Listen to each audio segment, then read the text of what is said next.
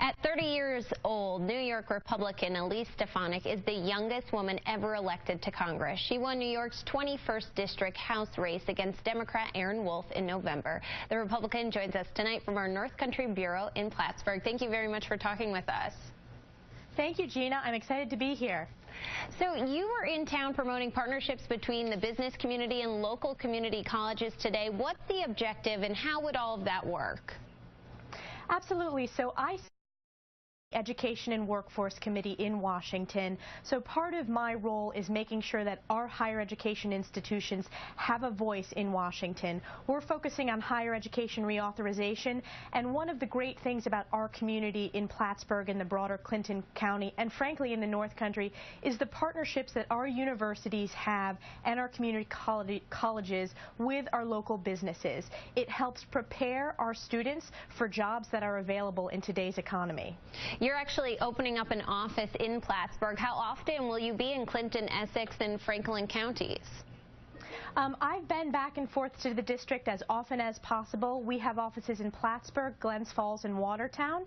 And if you go to my Facebook page, you'll see that I've been hard at work across the district in communities large and small, from the most rural parts of the district to the more populated areas. I spent a lot of March focused in Watertown, making sure that Fort Drum had a strong voice in Washington to fight back against the potential cuts. But today marks my second day up in this district during our district work week, and I'll be spending a lot of time here. And you actually call Willsboro home. How much time do you spend there? You know, every weekend when I'm home to the district, that's where I go home, and I'm proud to be a part of this community. Talking again about Clinton, Essex, and Franklin counties, they're all economically challenged. How are you going to boost business and employment in those counties specifically? So there's a mix of both national legislative actions we can take, but also local priorities. At the national level, I'm focused on fundamental tax reform to have a more common sense tax code that encourages our businesses to hire and invest in growing. Part of that is also regulatory reform, getting rid of the red tape and regulations that are burdensome on our businesses. In addition, more locally, I'm focusing on continuing to attract Canadian businesses, working with our local chambers of commerce, working with our local higher ed institutions to attract Canadian businesses that have been such an important part of our economic development in northern New York, specifically in the Plattsburgh region. Also, I'm focused on our agriculture, which is one of the biggest economic sectors in this district. I'm working on a bipartisan basis in Washington to pursue ag visa reform so that we can have a workforce for our dairy farmers, for example, in this district that makes sense. New York shares Lake Champlain with Vermont, and hundreds of oil trains travel up and down the coast of Lake Champlain every single day, including in your hometown of Willsboro. Are you concerned about those oil trains? Absolutely. This was an issue that I discussed on the campaign trail, and I actually discussed this morning at my Coffee with Your Congresswoman in Beekmantown. This is an issue in Willsboro. It's an issue along Lake Champlain and throughout the northern New York region.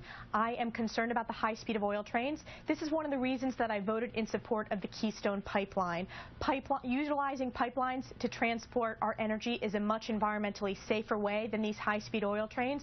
One of the concerns that I have at the federal level is if there were to be an accident, we need to make sure that the federal government is involved, because our local communities don't have the resources to be able to address it. I also am interested in working with both Senator Schumer and Senator Gillibrand to make sure that we're addressing the oil trains, to make sure that there are certain regulations put into place to limit the speeds of the oil trains, but also to modernize them so that they're safer. Talking again about the lake, Vermont's delegation is working hard to get federal funding to clean up Lake Champlain. Is that also a priority for you in New York?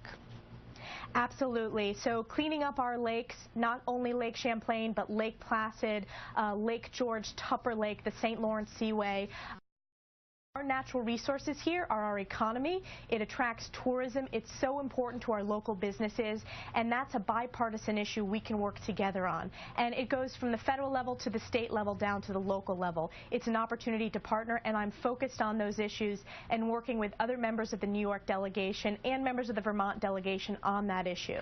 All right, Elise Stefanik, stay with us, and also you at home. We'll have more about what motivates the youngest Congress